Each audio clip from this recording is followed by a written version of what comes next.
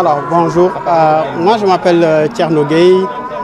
Je suis docteur en philosophie et je suis diplômé en sciences politiques. Alors, Idriss Bamba, il est historique. Oui.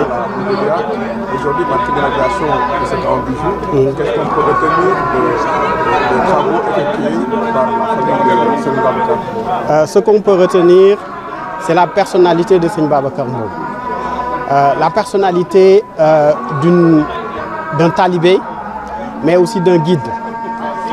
Je disais à son épouse, Sokhna Aïcha Cissé, qu'on a demandé à Serigne Babacar Mbow de réaliser un lieu de souvenir.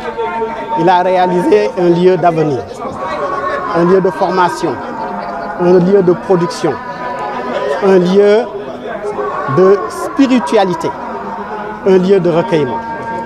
Et je pense que ça fait ce qu'il a réalisé, c'est pour tout le monde un rappel, mais aussi c'est une façon de nous inviter à relever les défis qui désormais, les nouveaux défis qui vont se poser à nous et à la famille de Serigne Babacar Mbow. Parce que ce lieu doit être préservé, mais il doit être développé aussi. Et ce que Serigne Babacar Mbow a fait ici, c'est réaliser la vision de Mame Cheikh Ibrahima Fall.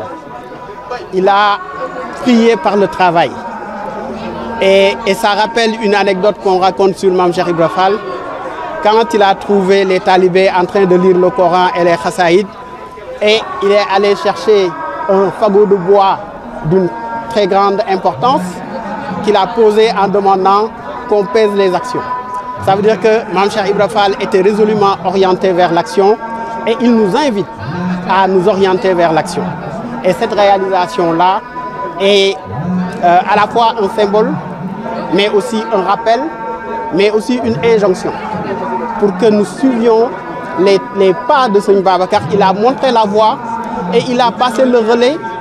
Et ce qui s'est réalisé ici est le fruit de son œuvre.